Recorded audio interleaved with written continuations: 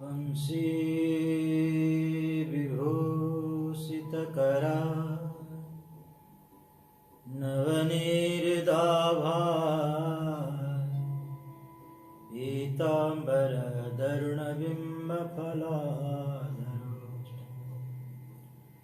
पूर्णेन्दुसुन्दरमुखा दरविन्दनेत्रा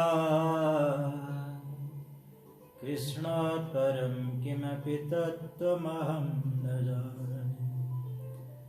कृष्ण त्वदीयपदपङ्कजपञ्जरं ते अद्यैव मे विशतु मानचराचरं प्राणप्रयाणसमये कफवादपित्तैः कण्ठावरोधनविधौ स्मरणं कुतस्ते। तेरी सत्ता के बिना हे प्रभु मंगलमूल पत्ता भी हिलता नहीं, खिले न कोई फूल। सभी श्रोतागणों को मेरा सादर प्रेम प्रणाम। परमात्मा की असीम कृपा से हम लोग श्रीमद् भागवत कथा श्रवण करने को प्रस्तुत हैं। यह बहुत सौभाग्य से मिलता है। सौभाग्य न होते से मन ही नहीं लगेगा, अवसर ही नहीं मिलेगा। चाहने पर भी वो अवसर नहीं मिलेगा, व्यवस्था ही नहीं बनेगी। कोई न कोई कारण बन जाएगा, कोई न कोई विघ्न आ जाएगा। कोई भी कारण हो उसे वो प्राप्त नहीं हो सकेगा। अति हरि कृपा जाहि पर होई, पाव दे यही मार्ग सोई। कहीं भी परमात्मा की कृपा न हो तो कुछ हो नहीं सकता। इसीलिए कहा पत्ता भी हिलता नहीं, खिले ना कोई फूल। एक पत्ता भी नहीं हिल सकता और तो क्या करना, क्या कहना।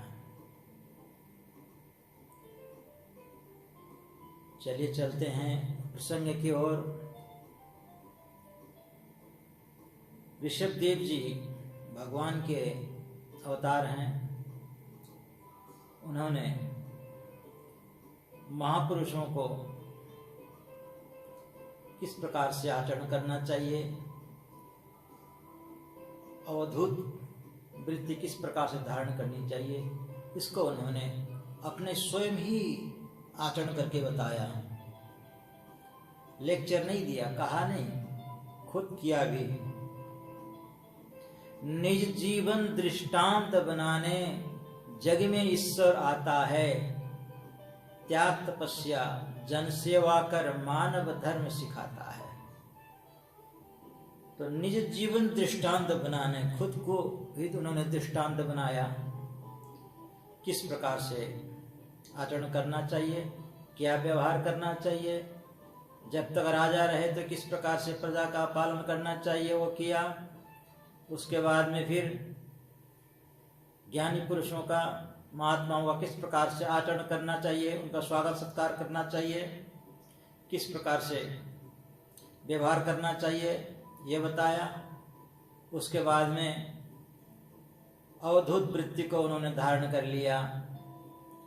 मोह माया सब को उन्होंने त्याग दिया। राज्य त्यागा, पुत्र परिवार सब त्याग दिया। इतना ही नहीं, अपने शरीर को भी उन्होंने त्याग दिया। शरीर से कोई लेना देना उनका नहीं रहा। शरीर में तो रहते थे, जैसे मैं इस घर में रहूं और इसको घर को डेकोरेशन करना, इधर करना, उसकी पुताई साफ सफाई करना बंद कर दूं, ऐसे पड़ा रहूं, इस प्रकार से। वो शरीर भी क्या है, घर ही है। उस घर में वो रह करके उन्होंने उस घर का पूरी तरह से साफ सफाई करना, व्यवहार करना, शरीर समझ सब कुछ छोड़ दिया। अवधूत वृत्ति को उन्होंने धारण कर लिया।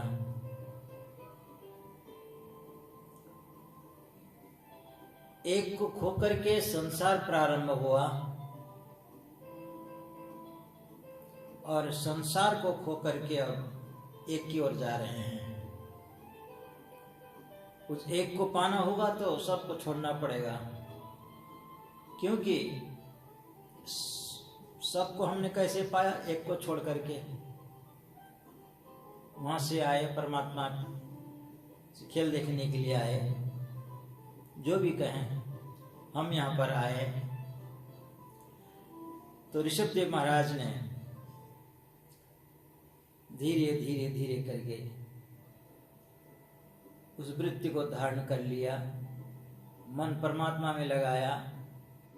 शरीर की सुध नहीं रही, कहीं बैठते लोग धूल डाल देते, पत्थर मारते, अपान वायु भी त्याग कर देते आकर के। लोगों को क्या पता कि ये कौन है। अच्छे लोग भी होते हैं, बदमाश भी होते हैं, दोनों प्रकार के होते हैं। दिन भी है यहाँ, रात भी है, अच्छे भी हैं, बुरे भी हैं, अमृत भी है, जहर भी है, द्वैधा से भरा हुआ है ये संसार।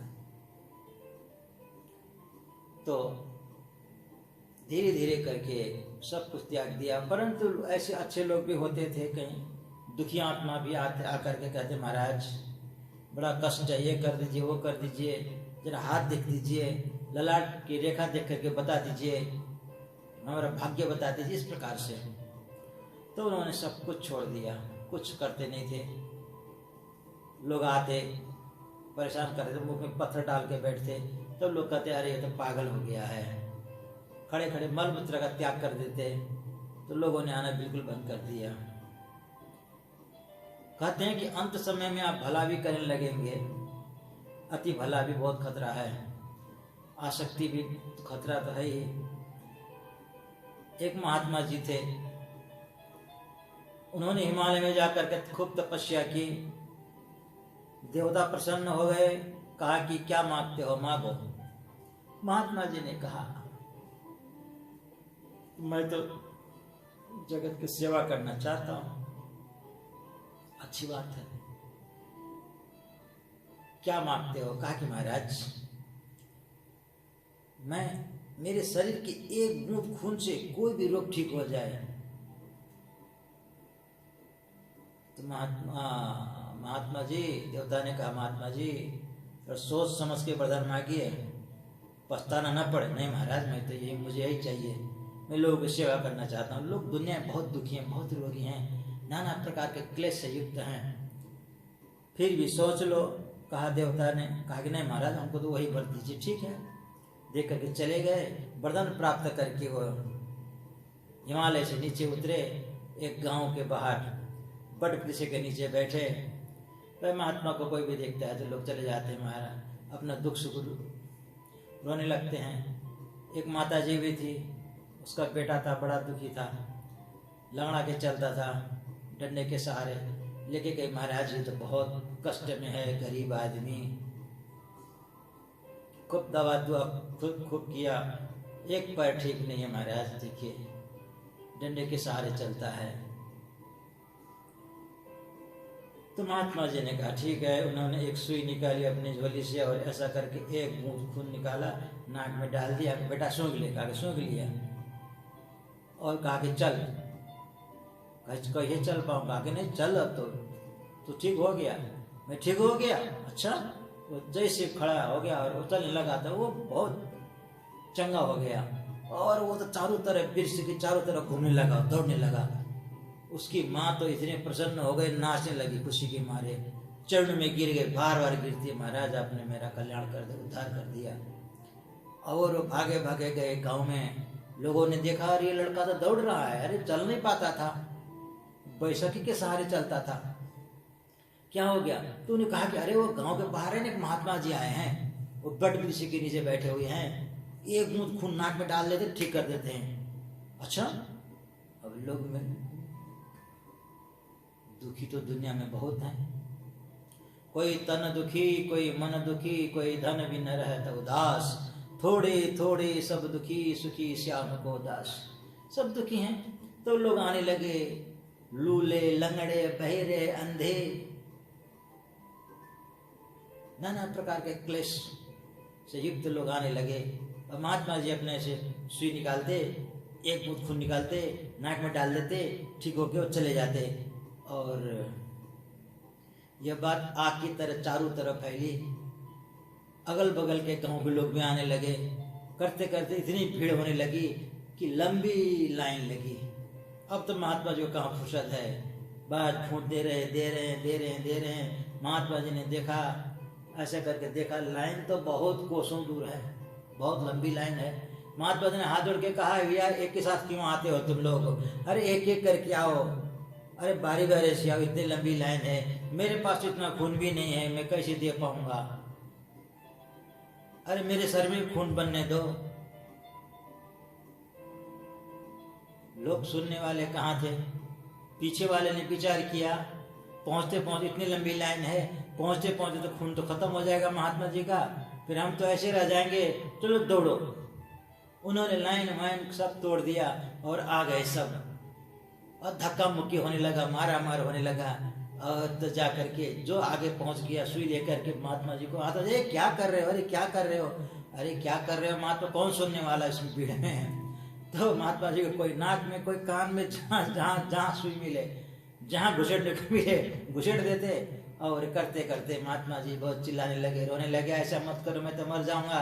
धीरे धीरे करके लोगों ने क्या किया, महात्मा जी को पेड़ से बांध करके टांग दिया और सुई लगा लगा करके निचोड़ करके खून निकालने लगे। महात्मा जी ने कहा, देवता ने सही कहा था।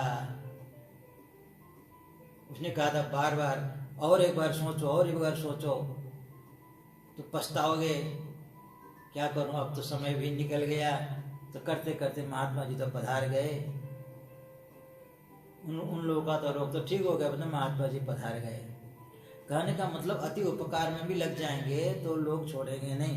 दुनिया वाले के ऐसे हैं कि अपना ही स्वार्थ देखते हैं, आगे वाले को देखते नहीं हैं। उनका स्वार्थ पूरा होना चाहिए कैसे भी हो। इसीलिए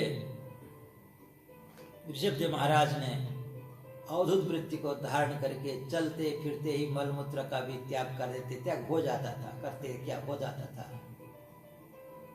और उन्होंने योगाग्नि के योग के द्वारा शरीर का त्याग कर दिया। जंगल में आग लग गई, दाह संस्कार करने की जरूरत नहीं पड़ी, उनका शरीर जल करके राख हो गया।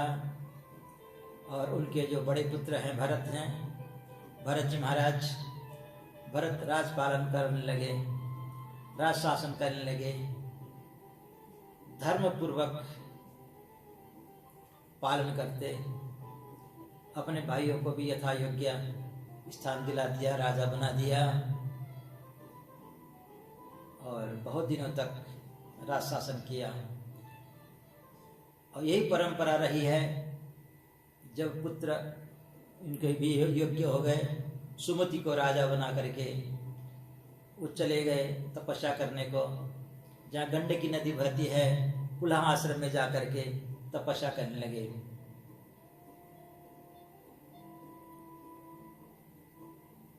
वहां जाकर के तपस्या करते थे। एक दिन गंडकी नदी में उतर करके सूर्य को अर्घ्य दे रहे थे। उसी समय उन्होंने देखा एक हिरणी है जो गर्भवती है, पानी पीने जैसे उसने मुखी लगाया था, तब तक शेर ने बहुत बड़ी गर्जना की। गर्जना को सुन करके उसने छलांग मार दी नदी में। प्रसव का समय नजदीक था, उसका बच्चा का प्रसव हो गया, उसका प्रसव हो गया, बच्चा ने जन्म लिया, पानी में बहने लगा और वो पीड़ा के मारे वो हिरणी मर गई। सब कुछ देख रहे अपने आंखों के सामने, हाथ ऐसा करके जल ही लिया था, अर्घ्य दे ही रहे थे, उसी अर्घ्य वाले हाथ ने उस बच्चे को ऐसा करके उठाया। विचार किया बिना माँ के तो ये मर जाएगा और पानी में बह के मर जाएगा। दया आ गई, राजा ने उसको बाहर निकाला। अब विचार करने लगा अब क्या करूं, इसके माँ भी नहीं है, मर गई है, मेरे पास और कोई भी नहीं है, नौकर चाकर भी नहीं है, कुछ नहीं है, क्योंकि वो सब कुछ त्याग के आए थे। और खुद ही उसका पालन पोषण करने लगे। कोमल कमल पत्ती लाते, निचोड़ते, उसके मुख में डालते, पत्ती लाते, खिलाते, किसी प्रकार से उसको जिंदा रखा। धीरे धीरे वो बढ़ने लगा। उस बच्चे ने तो, शावक ने तो किसी को देखा नहीं था, उन्हीं को ही माँ बाप समझता था। वो जाता, भरत जी को चाटता, अपना सींग मारता, खुजलाता, गोद में आकर बैठ जाता, बड़ा लाड़ लड़ाता। यह देख के इन्हें भी बड़ी खुशी होती, ओहो देखो मुझे कितना मानता है, हाँ इसका भी कोई नहीं है, मुझे कितना मानता है देखो। इस प्रकार से धीरे धीरे करके उसमें अब प्रीति बढ़ने लगी, आसक्ति बढ़ गई। इधर उधर जाता, वो डरते कहीं कोई जानवर न खा ले, कहीं भटक न जाए। ध्यान करके इस प्रकार से बैठते, वो आके खुजलाने लगता, चाटने लगता, और ध्यान छोड़ करके उसको खुजलाते, उससे लाड़ लड़ाते। ऐसे करते करते करते करते माला की गिनती कम होने लगी। ध्यान उधर चला गया, परमात्मा की ओर ध्यान नहीं, अब तो उस बच्चे के में ध्यान चला गया। ध्यान करने आके बंद करके बैठते, ये सोचते कि कहीं जानवर आके खा ना ले उसको, कहीं भटक न जाए। अब तो ध्यान में भी वही आने लगा। एक दिन आश्रम छोड़ के वो तो चला गया और विचार करने लगे कहाँ गया होगा, क्या हो गया होगा, न जाने किसने खा लिया होगा। हे चंद्रमा, रात्रि हो गई थी, चंद्र संध्या हो गई, रात्रि हो गई, हे चंद्रमा देखो उस बच्चे की रक्षा कर दो। इस प्रकार से कर रहे थे। उनका समय आ गया था, उनकी मृत्यु हो गई उसकी स्मरण करते करते। और अंते मते सागति, अंते यामती सागति, अंत समय में जो मति होती है, जिसका हम चिंतन करते हैं, वो वही हो जाता है। इसलिए भगवान ने कहा है अंत काले च मामेव स्मरण मुक्त्वा कलेवरम, अंत समय में मेरा स्मरण करता हुआ जो कलेवर को त्याग करता है मुझे ही प्राप्त होता है, इसमें कोई संशय नहीं है। अंत समय में तो क्या किया, देखिए इतना राजपाट त्यागा, पुत्र को त्यागा, पत्नी को त्यागा, सब कुछ त्यागा, सुख सुविधा को त्याग दिया। कुशासन में बैठते, कुशासन में कुश में सोते,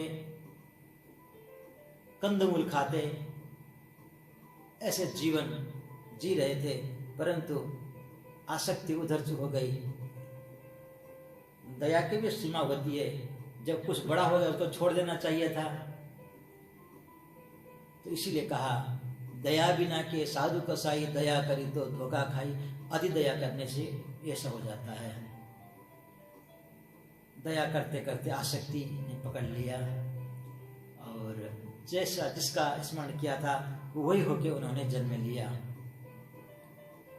हिरण होकर के उन्होंने जन्म लिया, परंतु उन्होंने जो भजन किया था वो मिथ्या नहीं गया।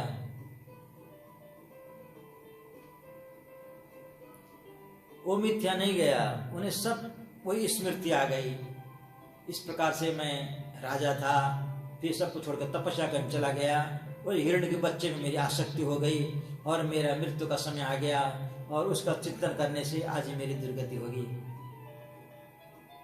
मैं हिरण होके पैदा हो गया, ये सब कुछ उन्हें मालूम था। इसीलिए अपने जन्म देने वाली माता को छोड़ करके सीधे उसी स्थान पे पहुंच गए जहाँ वो आश्रम वहां पर था। पुलह आश्रम पहुंचे और प्रतीक्षा करने लगे, काल की प्रतीक्षा। आत्महत्या नहीं की, काल की प्रतीक्षा की। शरीर को धारण करते रहे और एक दिन उनका शरीर गिर गया और अंगिरा गोत्रीय ब्राह्मण के यहाँ पर उन्होंने जन्म लिया। उस ब्राह्मण की 2 पत्नियां थीं। बड़ी पत्नी से 4-5 ऐसे बच्चे थे, लड़के थे। छोटी पत्नी के 2 थे, उनमें से एक लड़का एक लड़की। लड़का में से यही हुई है। इनका नाम भी वहां पर भरत पड़ा। पिताजी कर्मकांडी थे, उन्होंने विचार किया इसको पढ़ाना पड़ेगा। मेरी वृत्ति को कौन धारण करेगा, इसी को यही करेगा, ये धारण करेगा, मेरे बाद यही चलाएगा, यजमान यही करेगा। ऐसा विचार करके उन्होंने पढ़ाना शुरू कर दिया। सबसे पहले गायत्री पढ़ाते, ओम भूर्भुवः स्वः बोलो। उन्होंने विचार किया, भरत ने, मैं पढ़ूंगा तो और आगे पढ़ाएंगे, फिर वेद मंत्र पढ़ाएंगे, फिर कर्मकांड पढ़ाएंगे, और बड़े होने पर बोलेंगे जाओ बेटा उस यजमान के यहाँ पर जाओ, नामकरण करके आओ, शादी करा के आओ, अमुक करके आओ, कथा वाँच के आओ, फिर मैं संसार के चक्कर में पड़ जाऊंगा। इसलिए मुझे तो कुछ करना ही नहीं है, मैं भगवान के भजन के बिना मैं कुछ नहीं करूंगा, भगवान का भजन ही करूंगा, इसके अलावा मुझे कुछ नहीं करना है। ऐसा उन्होंने निश्चय किया। और पिताजी रटाते थे, ओम भूर्भुवः स्वः बोलो, तो बोलते ओम भूर्भुवः। अरे मूर्ख, अरे ओम भूर्भुवः स्वः बोलो, तो बोलते ओम भूर्भुवः। उन्होंने कहा कि ये तो जड़ है, नाम तो था भरत, जड़ कहा पिताजी ने, जड़ भरत हो गया। कहा कि जड़ भरत है, भरत तो है पर जड़ है। सब लोग उनको जड़ भरत के नाम से पुकारने लगे। और पिता वृद्ध हो गए थे, रटाते रटाते वो तो पधार गए। और भाइयों ने विचार किया, ये काम धाम तो करता नहीं है, डट के खाता है और पड़ा रहता है, दया करने वाला तो कोई नहीं था। इसलिए उन्होंने विचार किया, बिना काम के इसको क्यों खिलाएं। भाभियाँ चिढ़ने लगी और उसको कहा कि लोग खेत में लगा दिया, काम में जाओ, खेत की रखवाली करो। खेत की रखवाली करने भेज दिया। चिड़िया आकर के धान खाने, खेती खाने बैठ गई। देख करके बहुत प्रसन्न हो गए, ओहो कितने अच्छी तरह से खा रही हैं, पेट भर रही हैं। तो कहते, राम की चिड़िया राम का खेत, खाओ चिड़िया भर भर पेट, राम की चिड़िया राम का खेत, खाओ खूब खाओ, आनंद मनाओ। भाइयों ने आकर के देखा, ये तो बर्बाद कर देगा। हाँ, तो किसी का निवारण नहीं करते थे। तो कभी उनको कहा कि चलो ये तो कुछ नहीं कर सकता है, कहते कि इसमें खोदो, इसमें मेड़ बनाना है। वो खोदते खोदते खोदते नीचे पहुंच जाते, मेड़ क्या बनाते। कहा कि इस काम का भी नहीं है, कुछ नहीं करेगा ये। उसको पूछना ही बंद कर दिया। जो देते खा लेते, नहीं देते ऐसे रह जाते। गाली देने पर भी नाराज नहीं होते थे, प्रशंसा करने पर भी खुश नहीं होते थे।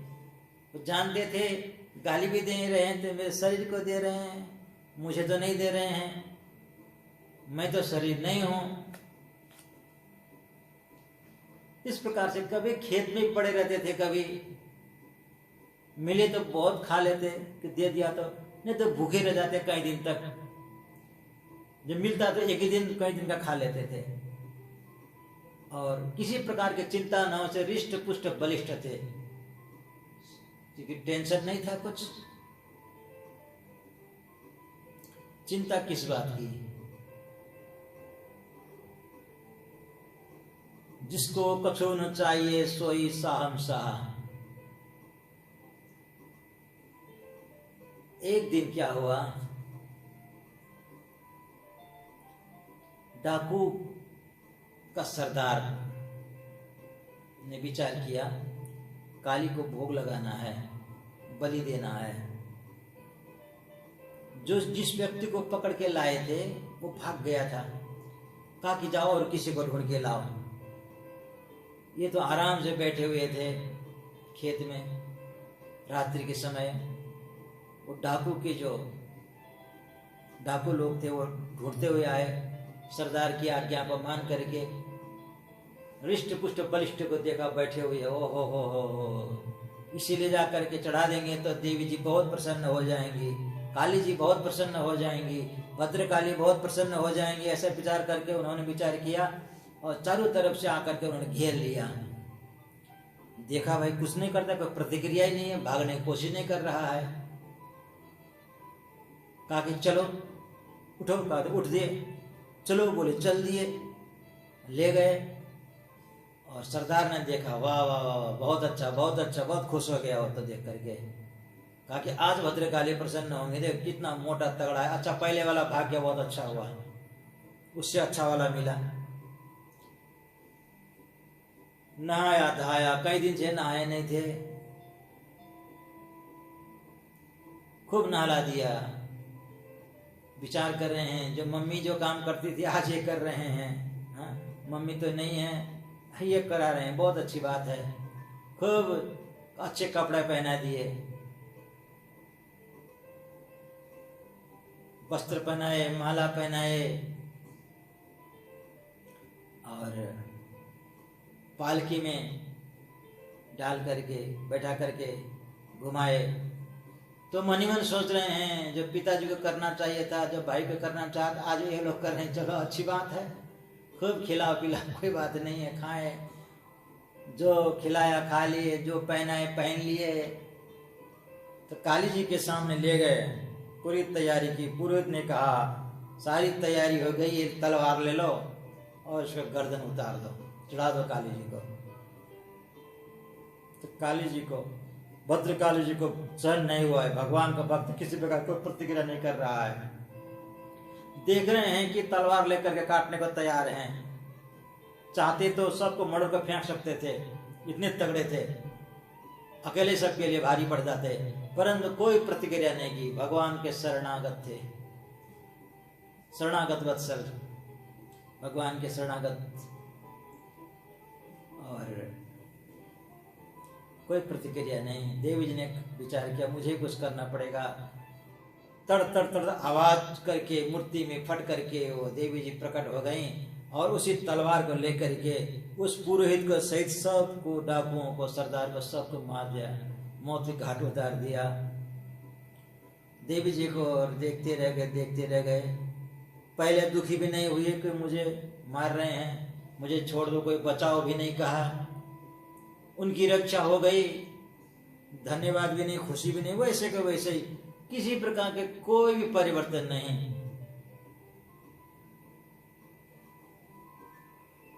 समय दुखी समय कृत्वा लाभ लाभ जया जयो,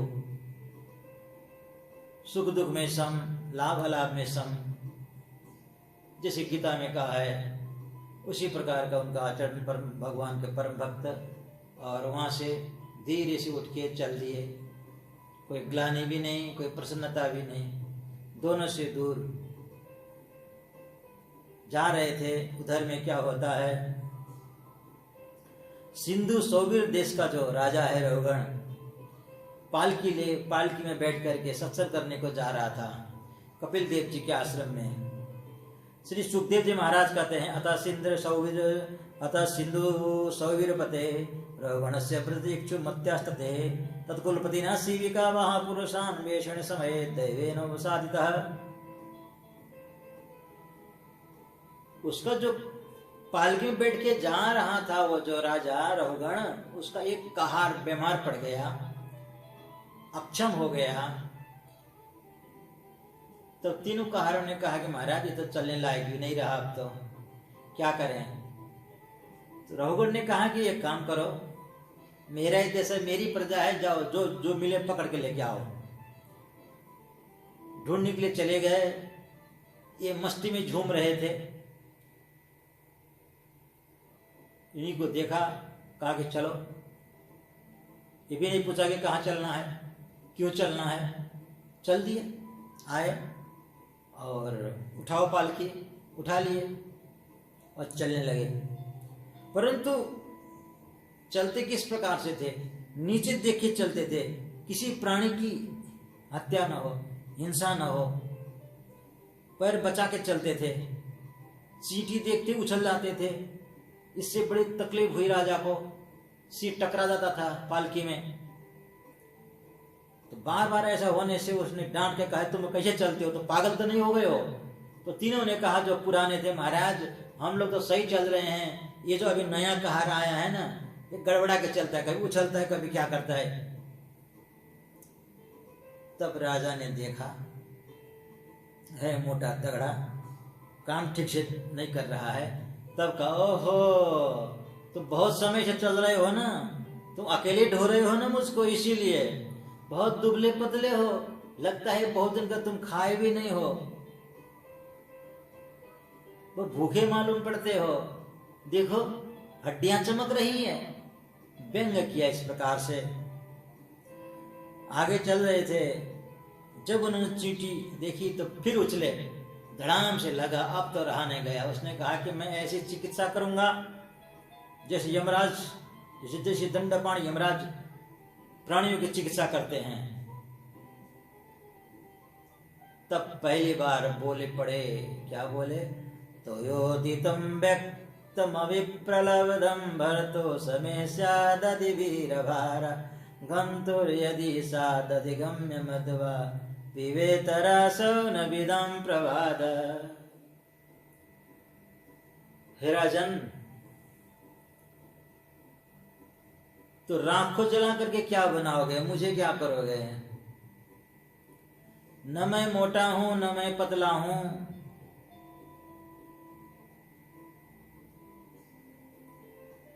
मैं तुम्हें ढोने वाला भी नहीं हूं, तो मेरी चिकित्सा क्या करोगे? स्थौल्यम कार्चम व्याधयादयश्च क्षुत्रिभयम कलरिच्छा जराच। थूल होना, पतला होना, रोगी होना, दुखी होना, भूख लगना इत्यादि देहेन जातस्य ही में न संति। देह के गुण है, मेरे गुण नहीं है, मुझे तो कुछ नहीं होता है, देह का धर्म है। राजा चकित हो गया, इतनी ज्ञान की बात बोलने वाला कौन है भाई? लगता है कि कोई ऋषि है, मेरी परीक्षा करने आया है, न जाने कौन है। तो तुरंत रथ से छलांग मारा उसने और चरण में गिर गया, प्रणाम किया। तब कहता है, कस्तम निगूढ़ चरसी द्विजानाम विवर्षि सूत्रम कथमोऽवधूता कस्यासि कुत्र तैहापि कस्मात् क्षेमाय न चेदसि नोद शुक्ल कष्टम निगूढ़ चरसी द्विजानाम। हे प्रभु, आप कौन हैं? जनेऊ भी धारण किए हैं, आप तो लगते हैं द्विज हैं। निगूढ़ चरसी, गुप्त रूप से कौन आप विचरण कर रहे हैं, बताइए। कहीं मेरे प्रभु कपिल देव जी तो नहीं है, कहीं अंगिरा ऋषि तो नहीं है, कहीं और कोई ऋषि तो नहीं है। क्षेमायन नश्चेदसि नोत शुक्ल, आप कहाँ से आ रहे हैं, कौन है, बताइए। और एक बात आपने कहा कि मुझे तो कुछ भार का असर नहीं होता है, मैं तो भार ढोने वाला नहीं हूं। तो एक कैसी बात कर रहे हैं आप? क्योंकि स्थल्यग्नितापस पयसो पितापस तस्तापत तंडुल गर्भरंदी। असर क्यों नहीं पड़ता है? मैं बैठा हूं, मेरे नीचे रथ है, क्या? हाँ, पालकी है, पालकी के नीचे आपका कंधा है, और कंधा शरीर से धीरे धीरे करके इंद्रियों के द्वारा मन पर पहुंचता है, मन से आत्मा को नहीं पहुंचता है। आपको क्यों असर नहीं होगा? आपने कहा कि मुझे तो इसका कोई वो नहीं है, मैं पाल के ढोने वाला नहीं हूं। तब कहा ऋषभ देव जी ने, हाँ भरत जी ने, तुम तो बात तो ऐसे करते हो बहुत ज्ञानी की तरह हो, परंतु मूर्ख। कोविद बाद बादन बदस्य तो नाति विधाम वरिष्ठ। मूर्ख होकर के ज्ञानी की तरह बात कर रहे हो। सुनो, बटलोई में बैठा दिया, पानी डाला, उसमें चावल डाल दिया और नीचे आग लगा दिया, बटलोई गर्म होगा, बटलोई के गर्म होने से फिर पानी गर्म हो जाएगा, पानी गर्म हो जाने से चावल हो जाएगा गर्म, और अंदर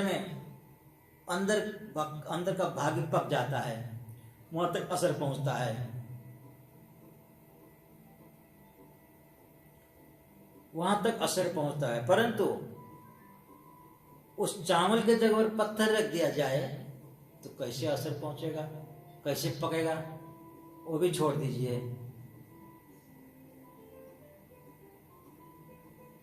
जो आत्मा है वो तो अदृश्य है, न तो पकड़ने में आता है न छूने में आता है, उस पर कोई असर नहीं होता है।